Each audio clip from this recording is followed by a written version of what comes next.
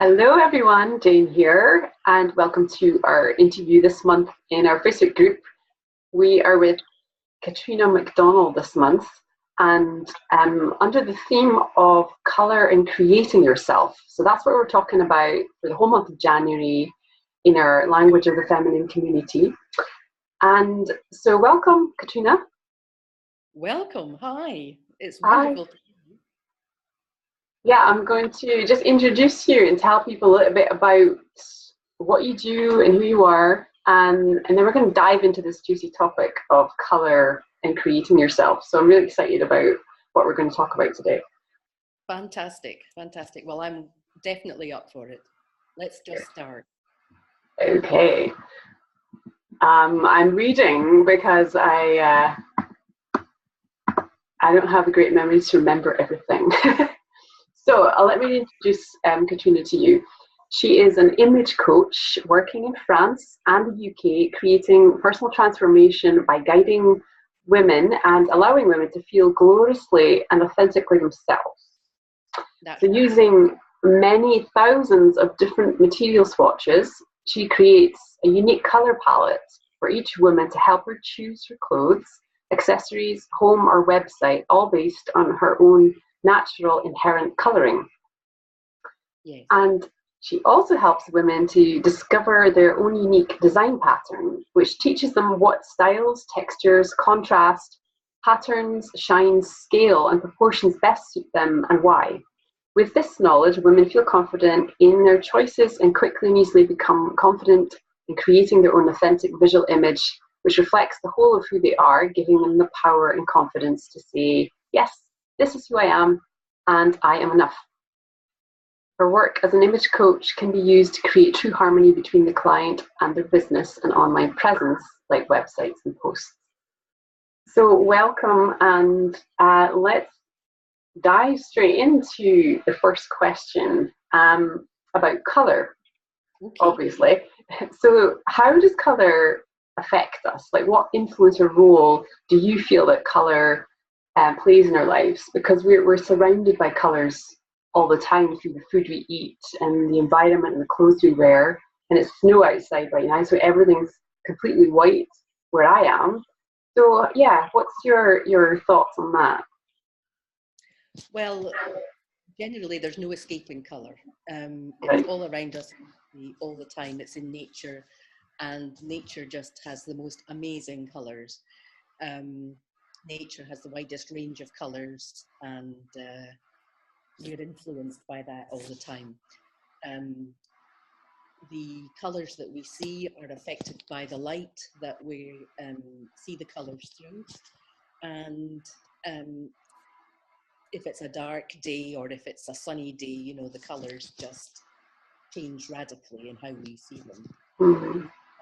Basically, light and colours are composed of energy, and they have different energy waves, which different sizes of energy waves.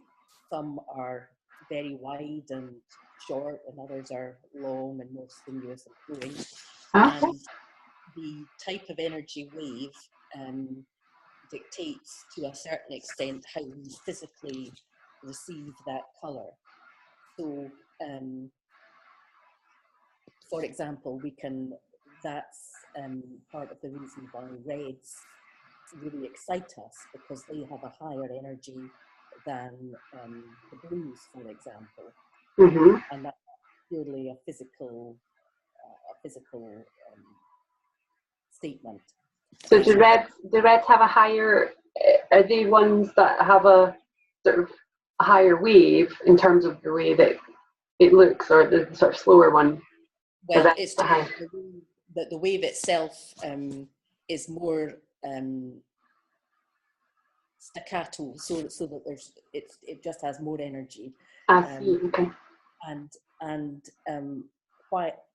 So when we look at white, white light is composed of all the different wavelengths of color, and black is basically the absence of the wavelengths of color. So the wavelengths, it's the absence of light and therefore the absence of, well, it's just the absence of light. Mm-hmm. And when we're we can pick up signals, we pick up these natural wavelength energies when we look at colour, and we pick it up through our skin and obviously through our eyes, but also through our just through our bodies, different colours. And I actually know we can do this because I took part in an experiment once where I was sitting in the middle of a room, and I was totally blindfolded. I couldn't see anything, and on my lap, another person placed 2 squares of wood, and Of what? Of wood, did you say? wood, yes. Can I just interrupt there for a moment, just to I think there might be something covering the audio, because sometimes it's a bit louder. And oh, is it? Is that's that better? That's better. Yeah, great. Just want to hear everything you're saying. So yes, absolutely. So yes, I was sitting in this room on a chair with blindfold with 2 pieces of wood. They were about 9 inches square, each, and they were both exactly the same. And I was asked to place my hands on one on each piece of wood, and I did that. And then I was asked to describe what I felt under each hand. And I described on my right hand that I could feel it was airy, light, clear, cool, all adjectives like that. And then on my left hand, it felt quite different. It felt solid and heavy and saturated and warm and intense.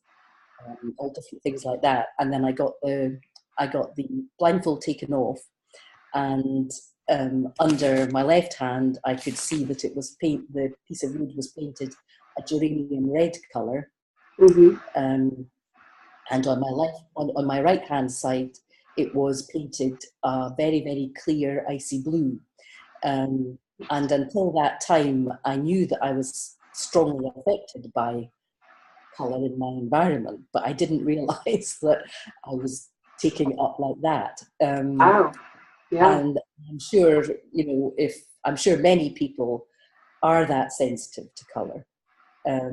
So that's just one way that we're physically absorbing and reacting to the colours that surround us.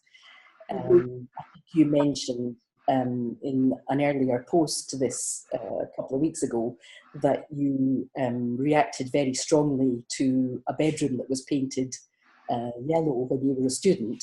Yes. And this activated you too much. That's another example of you absorbing that light, the light energy, and it just canary yellow it was. Impossible to go to sleep. Was it? It was lovely. It was very, very bright. Yeah, never have that in a bedroom. I found myself so mentally stimulated and sort of buzzed by that colour that it wasn't like soothing and calming, for the bedroom space. So yeah, that was an interesting experiment. We had a lilac bathroom, and that was much more calming for having baths and stuff. Yeah. And another way that we can be certainly very reactive to colour is emotionally.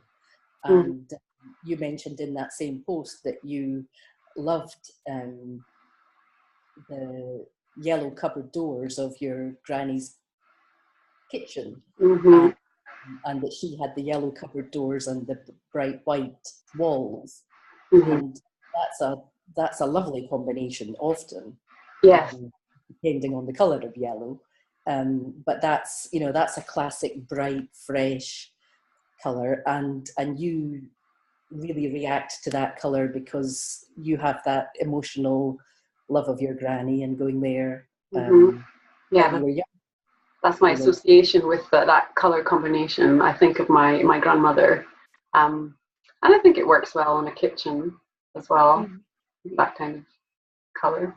Yeah. Absolutely, absolutely. And you know, I know a friend that has 3 boys, and she had really unhappy times when she was at school, and her school uniform was a particular shade of blue, and she has been unable to have any blue in the house ever since. She cannot stand this shade of blue, and you know, her Right. boys have been able to wear it Mm-hmm. because it really, really upsets her. It just Yes. brings unhappy memories. So, Mm-hmm.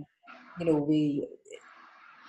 we all react differently to particular combinations depending on what we've been exposed to Mm-hmm. in our younger days. And so that's one of the reasons that I feel very,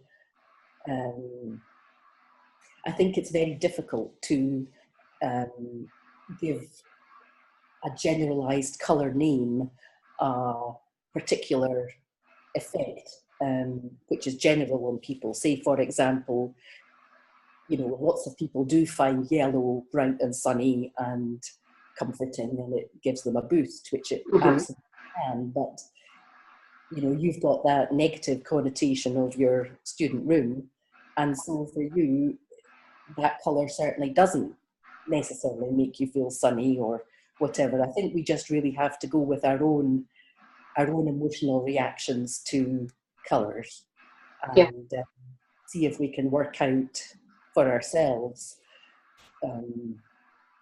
which ones soothe us, which ones we like, which ones energize us, Mm-hmm.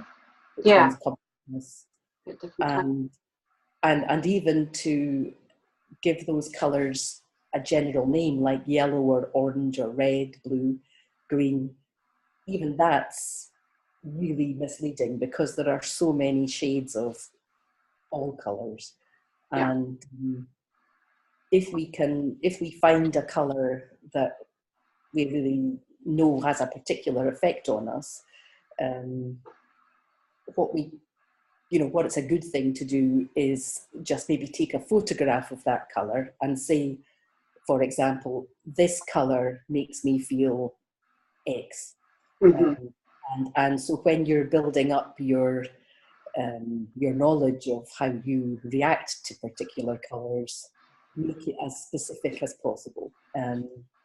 So, so just jumping in there with an example, you've kind of answered this really, but the next question you've answered it really. But if we were to say emerald green, yes. You know, what's your association with that? And that would be different for everybody, right? Well, we can both do it. So absolutely. Talking of emerald green, I don't like it at all. I don't know why I don't like it. I find it looks, to me, it looks artificial somehow. It doesn't look, I mean, I know it's natural, obviously, it's emerald, but I'm very wary of it. I feel like it's the colour of a stone that you would get in a cracker or something like that. Oh, wow. You know, I don't know if I had a ring when I was a child or something that was that colour, but it's not a colour that I have in my personal environment at all. Mm-hmm. You know, it looks stunning, but it's just not something. The greens I like are a dark, natural pine green, a grey green. Mm-hmm.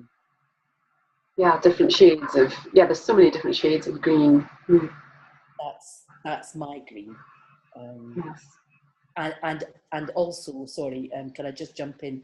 Also, a mossy green. I love mossy green. I love moss when you see it on stones, and that greeny, yellowy, goldy colour. And in relation to my emotional connection with that colour, I remember when I was young, always looking at that colour on moss on stone walls near my home. But also we had an old Edwardian sofa that had a drop arm, and it was covered in a velvet moss green. And I used to love that sofa. So I don't know which came first, but I just love moss green as well. Mm-hmm. So that, yeah, there's the association again. Yeah. Yes.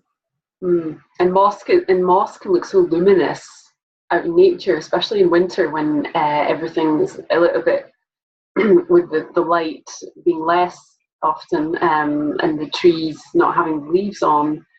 Moss really stands out and looks luminous, and well, so inviting to the touch as well as texture. So and I guess it is kind of velvety too. Some of it, yeah. Some of it is. Yeah. So I'd love to dive in and hear a bit more about the work you do. So can you tell us more about the work you do with colour and helping women to create themselves? Absolutely. I've always been attracted to colour, and I remember when I was very young receiving colouring pencils, for example. I can remember even how the packet looked. I can remember receiving one of these old-fashioned pencil cases with the bits of elastic that held each pen, and a separate bit of elastic for your protractor or your sharpener. Do you remember them? The protractors, I haven't heard that word in a while. Yeah. I don't think. But I remember I think it was a meditative activity actually, but I used to just love organising my pencil case and putting all the colours in a certain order and playing around with them till I was happy with it and making sure they were all level and things like that. I mean, I've still got a stationery thing going on. I have to say, I was in Paper Chase this morning when I was back. That was wonderful. But, it's just always been with me. Colour, texture, textiles.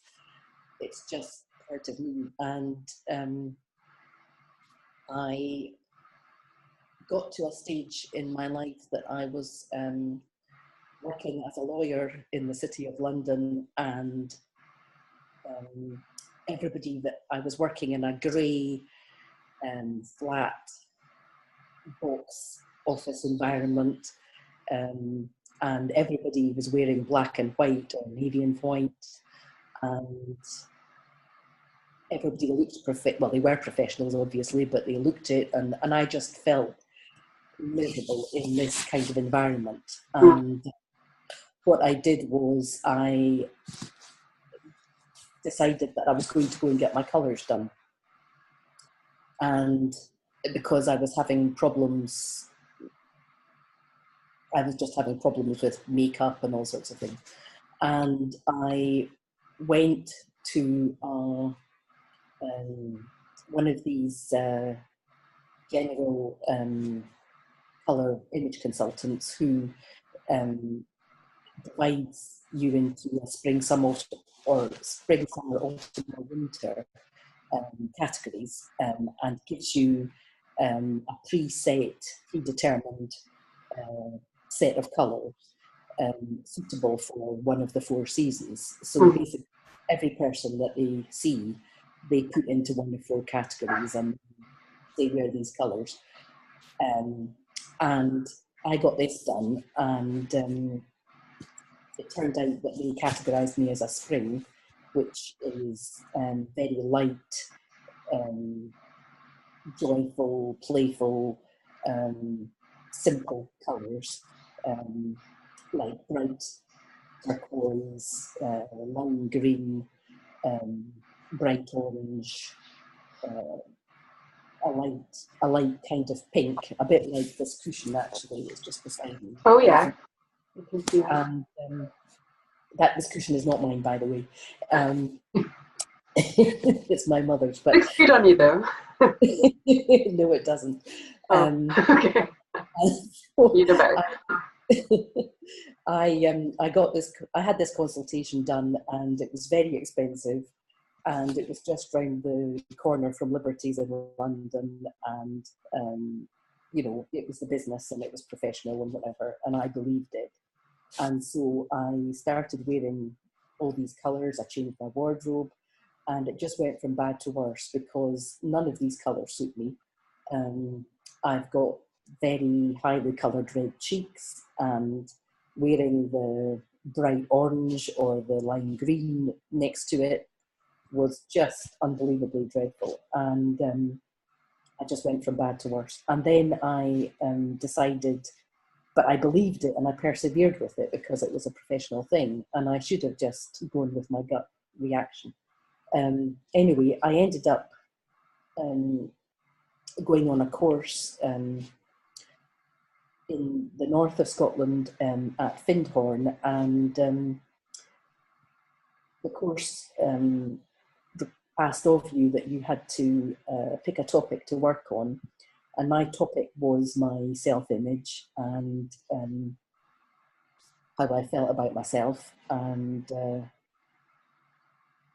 how I presented myself. And at the end of the week, I'd been speaking about this all this time and struggling with it, and a lady across the table from me revealed herself as an image consultant, and I think it was just one of these things that just happens. It's just, you're just meant to meet each other. Mystic. Absolutely, absolutely, in the right place at the right time. And so this lady said, come over, come and see me, and I'll sort you out. I'll do your colours and I'll do your style, and it will change how you feel about yourself completely. So she did that, and I had a real problem with many of the colours that she selected for me in the beginning, because they were all colours that I had emotional reactions to. The dark aubergine was a colour that my gran wore in the 70s. The marmalade colours or the beige colours were colours that, you know, my mum wore in the 70s. When she had an afro, things like that. And I just thought, no way. The beige sort of golden brown colour was at that time my natural hair colour. And you always suit wearing your natural hair colour, repeated in your clothes. But, and it took me a little while to see that, yes, these were the colours that really suited me. But it's an emotional process. It takes a little while to get your head round. It's not an intellectual process, but it takes a while to absorb and see yourself in a new way. And that weekend that I went to see this lady, she took me to a department store and dressed me in a suit, which was also this golden brown of my hair colour. It was a trouser suit, and it didn't fit me at all, and it was the wrong style. But I stood in the middle of the shop and looked in a mirror when I was wearing it and just burst into tears, because it was the first time in my life, and I was 40-something at this point. No, sorry, I was 30-something at this point, that it was the first time that I had seen myself looking just the same as everyone else, looking like a professional person that fitted in, would fit into my work environment, etc., etc. And the experience just really changed my life totally, and how I feel about myself. And a couple of years after that, I decided to train with this lady, and I trained, and I'm now qualified to consult with the same in the same way that she does. And what the basis of the consultation is that I have maybe around about 3,000 plus individual material swatches, which are, it's a lot. They're different. They're all about 2 inches by 1 inch, talking all measurements, and they're different, obviously different colours, but they're different textures, and they've got visual texture, i.e. maybe a pattern woven into the weave, or they've got a physical texture, maybe like corduroy, where you can actually feel the texture with your fingertips. They've got different weights of fabric, different shininess of fabric. You know, they're all different. And what I do is I sit beside the person in really good natural daylight, and I hold the fabric sample right up to their face here. They don't have any makeup on, and they don't have any glasses or jewellery on, and I colour match the material swatches with 4 different things, with their eye colour, with their lip colour, the undertones in their skin, and also their hair colour, if it's their natural hair colour. If it's not their natural hair colour, then I don't do it. I was going to ask that. Yeah, no, I don't. Because, and I choose maybe 6 or 8 different material fabric swatches for each of these categories. And they're the 6 or 8 material swatches that make them look the best. They're basically the same colours as those categories, but they just make their face light up. If you have red cheeks like me, and a slightly variable, say freckles, or or marks on your skin or something like that. I'm a freckly one. Yeah, you can't see here, but I have loads and loads of freckles. Oh, okay. Well, the wrong colours if you wear the wrong colours, they will magnify all those marks. If you wear the right colours, they make all these different variations in your face disappear. It really is like magic. And so that's what I choose to begin with. And then from that first selection, I then fill in all the gaps of all the other different colours, so that you end up with 12 or 13 different categories of colours. And those categories all harmonise with each other, and most importantly with you. Right.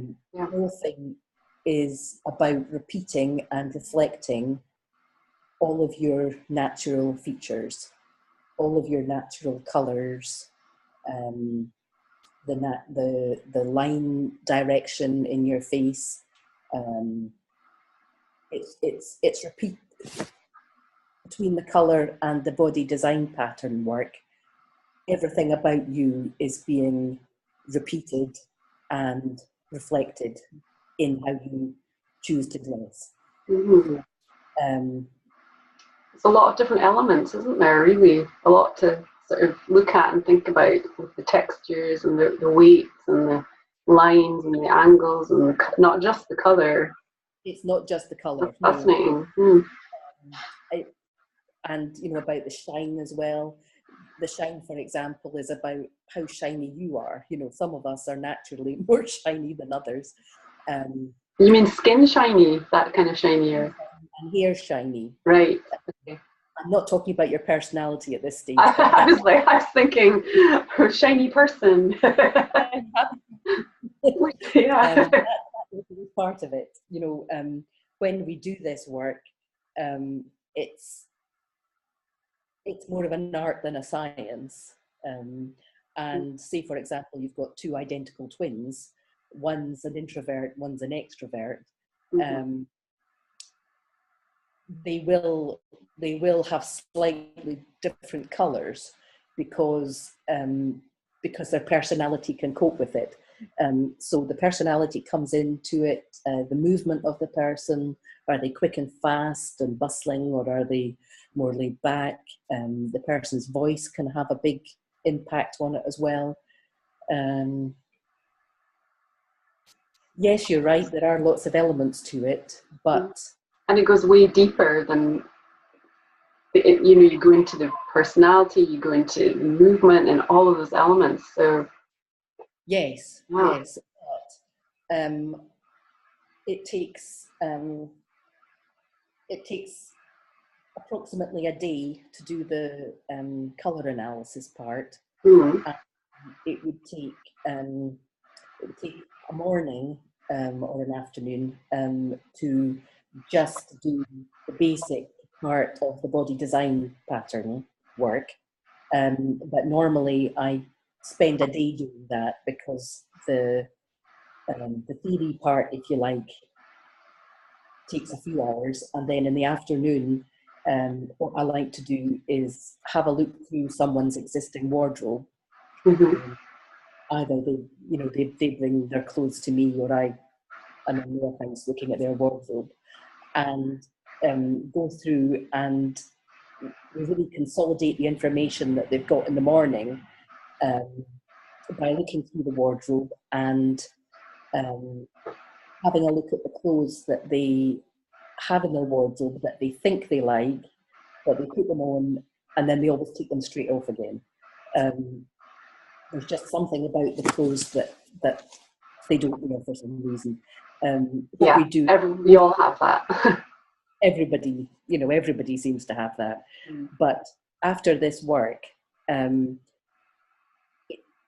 it teaches you how to assess what clothes are good for you and why. So what I can do is I can say, well, these clothes you can certainly keep. Sorry, my screen's getting very dark looking at the moment. Am I okay on the video? I think the sunlight's just gone from your room there. So okay, is that better? I can still see you well, but it's just the sunlight's gone. Okay. So where was I now? Oh yes. So it could be a matter of, for example, changing the way that you wear a scarf. It could be something really simple. It could be just combining clothes in a different way. It could be altering the hemline, or I'm a great one in terms of colour for dyeing clothes again. There's all different ways, and it could be a matter of just changing the type of button, changing the shape of the button. Gosh. Making the lapels narrower. There are lots of things, maybe making something a little bit more asymmetric. And all of a sudden, by something really simple, it just dramatically changes how you look. It suddenly becomes you, and your presence, and you become in harmony. And again, that's just an instantaneous thing, and it's amazingly simple. But we know about it. We just go about our lives, and we don't choose clothes that way, and we just don't do it. And so the second part with your own clothes is also invaluable. And what I've found is, I hate clothes shopping. I hate fashion. I'm just not interested in fashion. That's quite funny for an image consultant. Well, yes, but that's not important to me. It's about being myself. It's about being, and having the right colours, and when I look in the mirror that I'm looking at myself. And even just now, when I'm looking in this video, I feel like I'm looking at I am actually looking at myself, and I'm quite happy to do that.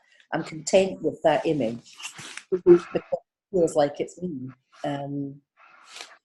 Can you show So, us a bit of the colour swatches and everything?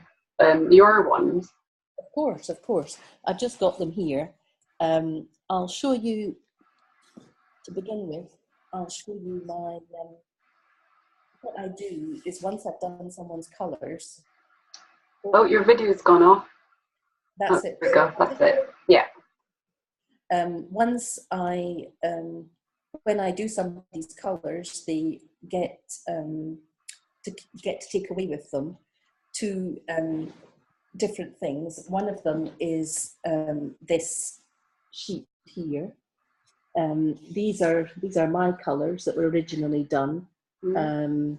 This colour is my most formal colour, and these are it looks a little black on here. What colour is that? This colour is actually these are all blues. Okay, yeah, I can see a bit more. Greyishy, slightly greyishy blues, and then so this this column is these are my hair colours that were my hair colours, which I now can't wear because my hair's changed. But below that, I've got different greys, which tone in with my hair at the moment. So these are my hair colours. At the front, my hair is pretty white. I'll just turn round and see if you can see from the back. I don't know if this will work. Oh yeah, you can see the different colours at the back. Yes, it's totally different. It's like a badger. A badger. So that's where the dark greys have come from. And then this is my eye colour column. This is my my skin colours, and then my lip colours underneath that. And the lip colours are what I would use, the skin and the lip colours are what I would use to look for foundation colour or lipstick colours if I was wanting to be natural. Natural look. The next column are the reds, and most people have the widest range of reds from cool to warm shades, and these are mine. Then the next two columns and a bit of this column here, these are my accent colours, which looks like the moss green you were talking about earlier. Absolutely. This is the moss green, which is another. This isn't an accent colour. It's another colour over in this category. But these brighter greens down to here, and these two columns of turquoises and violets, and more orangey, rusty browns or reds. These are accent colours which I suit smaller amounts of, unless I want to be really out there. So maybe if I was, I don't know, if I was going to be on stage receiving an award or something like that, you know, if I was at some gala do, I would want to wear these colours. But generally, I'm very happy to wear them in a scarf or a pair of glasses or a pair of shoes, or or just some small details. Then we have another column. These are my whites. They look a bit yellow on cream. They look quite creamy. Yes, a bit creamier, but they are actually whites. And then these are just examples, really, of lighter pastel shades that you can wear, because you don't always. Contrast is something that's part of this as well, but you don't always just need to wear the dark colours. Yeah, because there's a lot of dark colours there in your. There's a lot of dark colours in my. so I can wear, but my contrast levels, if you think about on a scale of 1 to 10, white being 1 and black being 10, you, for example, you've got very dark hair and you've got pretty light skin. So the amount of contrast that you can wear far more contrast than I can. Because you've got maybe you're a 2 on your skin and you're a 9 on your hair. So you've got 7 degrees of contrast levels. I have, the darkest thing about me are my eyes, which are maybe a 5, and my hair is definitely a 1. So I can only deal with 4 levels of contrast, whereas you can deal with 7. Oh, that's so fascinating. Yeah, I noticed that as well. I can wear a bright green or bright red, and it sort of it looks striking on me because of my hair. And it kind of balances out. If I wore 7 degrees of contrast in my clothing, even if the colours were okay, it's too much for me. I'm getting swamped. Right. Yes. I can't wear more than 4 of a difference. Otherwise, you just don't see me. You see the contrast in my clothing. Whereas you can easily wear 7, because that is your natural. That's your natural contrast. So it's not even just a case of having the colours done with the right amount of shine and the right amount of texture and in the right kind of texture and all the rest of it. It's then all about how you combine all the different colours in one go, because some of us, depending on our natural colour harmonies, can cope with more or less numbers of different colours at the same time. So it's about that's something that you do after you've had your colour and style done, is that you then start to use your colours. You know how they make you feel. The different ones make you feel emotionally different, and then you start to combine them in a way that produces the right visual image for the way you either feel that day or the way that you want to project yourself at that time. So, say for example, if you wear your eye colour, then, and at the moment, my eye colour, well, always my eye colour is generally a kind of a greyish blue colour. My glasses that I'm wearing at the moment are the same colour as my eyes, and I have a scarf here which is also my eye colour, which I'll just... Oh, I love that scarf. Oh, it's gorgeous. So fluffy. Very glamorous. Yes, it's very glamorous. It consists of little balls of fluff, and the circular ball shape is harmonious with in me. Yes. In my face, it's all circular lines. I don't have any straight lines. Oh, right. Okay, interesting. So if you look at my eyebrows, which are natural, I don't pluck them. They just disappear with nothing, but they're big circles, big arches. And when I've got my glasses, the top row of my glasses, the top part of the frame, just covers over my eyebrows, so that when you look at my face, it's not like I'm like that, with my eyebrows all poking up. It goes right over the eyebrow. Right over, which creates a more harmonious look. The circles at the bottom, it's a gentle circle, which mirrors this line in my face. And when I shut my mouth, if I can, again, it's a oval circular shape. Mm-hmm. Yes. Okay.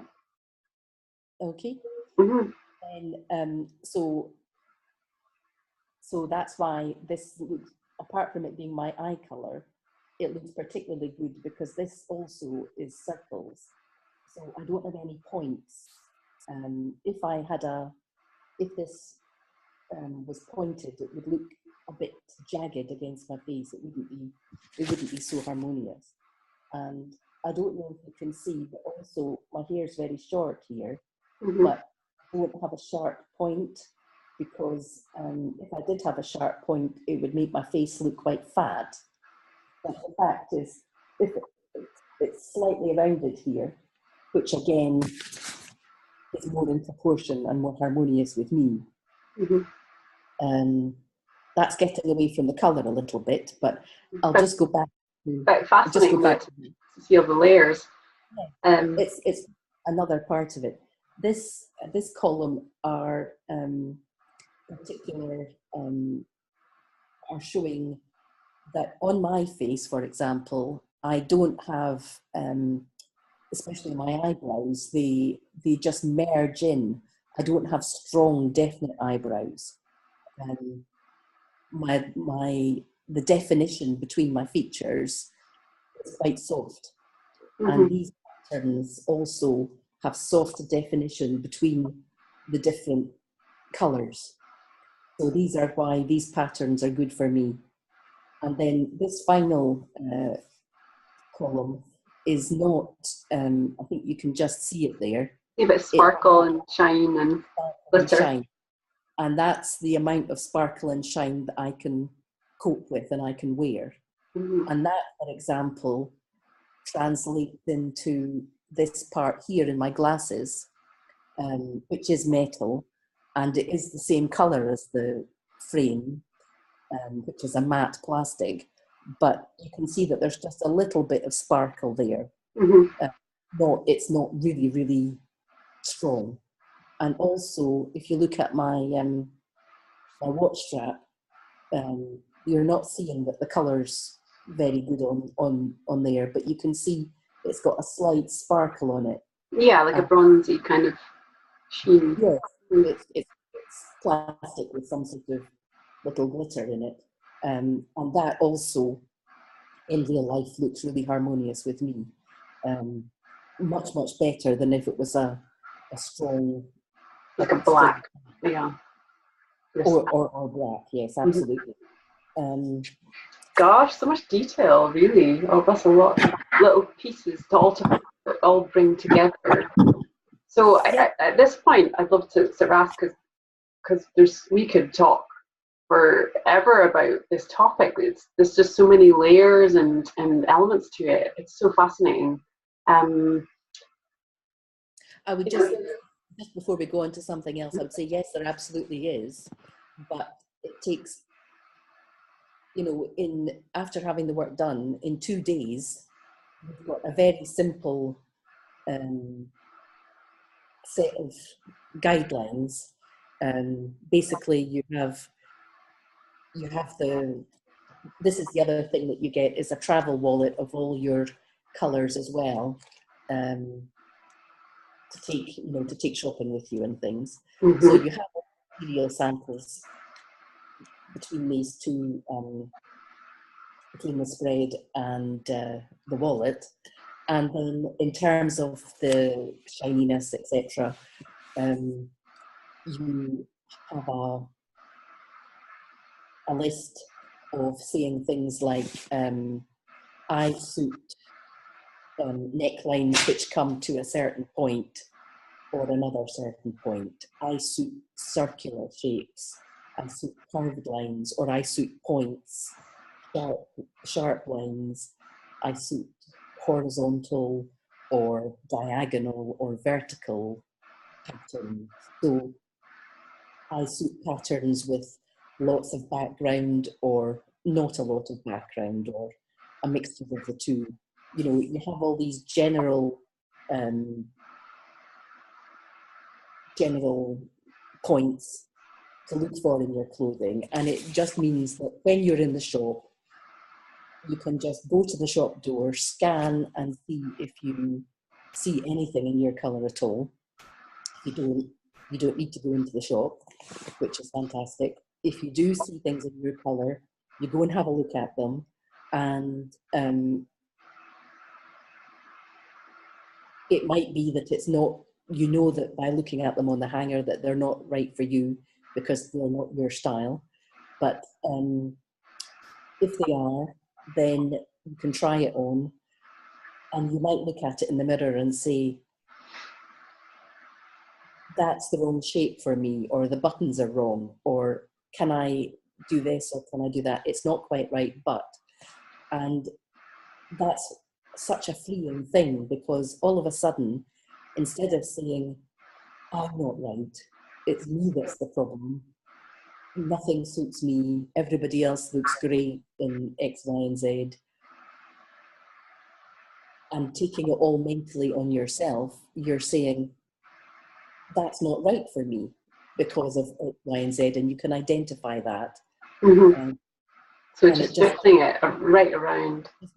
Exactly, it just turns it right around, and it makes you feel differently about yourself. You don't feel you're the one that's wrong or different or not good enough or anything like that. It's amazing. Wow, yeah, a powerful tool. Powerful. Yeah. Very. Thank you so much. That's so much information to think about. This is a conversation that we can continue as well in the group, in the comments section of the group, because we're going to be interacting a bit there and hearing a bit from women in the group. So at this point, I want to ask you, is there any final thoughts that you want to share with everybody? I'll just mention that I'll post Caitriana's information below if you want to find out a bit more about her consultations, and also you connect with her in the group. So is there anything, final thoughts that you'd want to share with everyone at this stage? Absolutely. I think one of the main things to do is to start looking.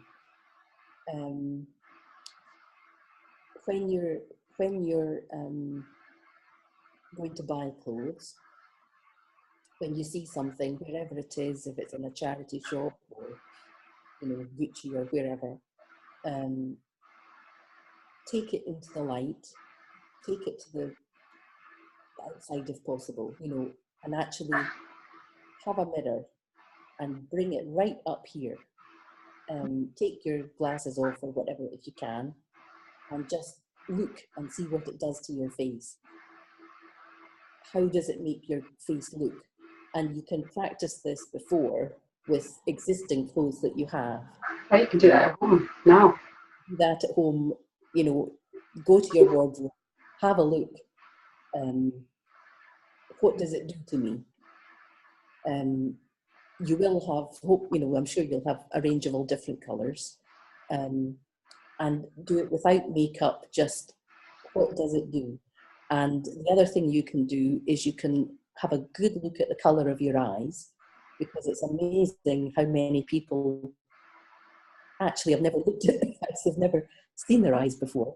And some people's eye colours can change with the light. My eye colour goes sort of between green and brown, depending on the lightness. So. Yes, absolutely. Your eyes, browny green eyes, and especially blue eyes, because blue eyes are not just blue. They normally have greys in them, they have greens in them. You can take, when I'm doing somebody's eye colour and they've got blue-green eyes or blue eyes, they end up having lots and lots of quite different shades of blues and greens that they look good in, because their eyes are very, very flexible in their colours.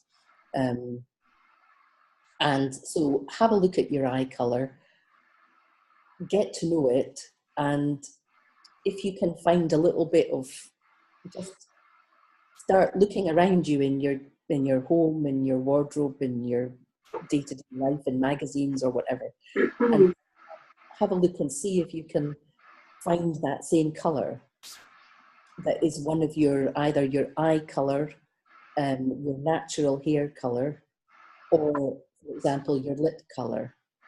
I mean, you've always got your eyes and your lips around with you, so that's not a problem. But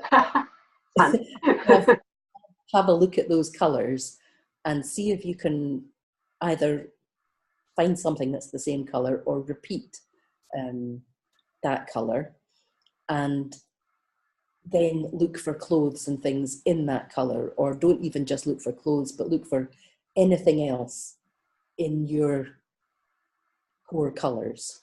In the whole environment.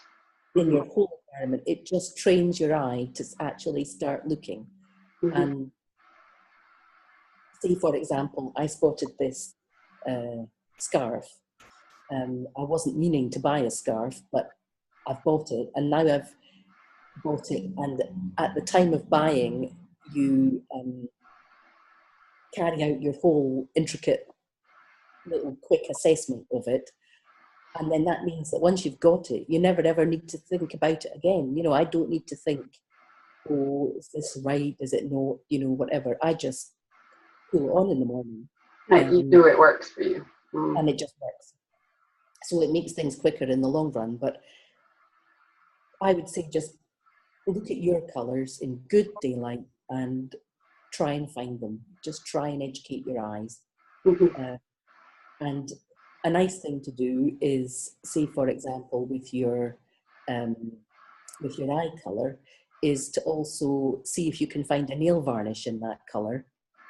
And, you know, if you don't like it on your fingernails, you can put it on your toenails or whatever. And it just will easily and cheaply just get you into thinking about it all and becoming more aware of it. Oh, fantastic. That's a great tip. I'm going to do that. Yeah. Oh, thank you so much, Caitriana. It's been a very rich conversation, and you've got so much wisdom and knowledge about this whole subject, the whole topic, from, you know, and colour's just a part of it. So yeah, you've shared so many tips and tools that people can actually, you know, go and try right now, which is great. So, and obviously if they want to find out more, they can connect with you personally, and we'll have a bit of a chat in the group as well. So I think yes, and I would definitely be up for you know, chatting in the group about whatever you like on this topic. Yeah, it's an expansive topic, so we could go into a lot more like tangents and details, and it is so fascinating. I love it. But for now, we're going to wrap up, and yeah, thank you once again. And we will, for everyone who's not in the group, I'll put a link on the blog of how you can join and continue this conversation with us both in our Language of the Feminine group. So wonderful. Wonderful. Okay, bye everybody. Thank you very much. Bye.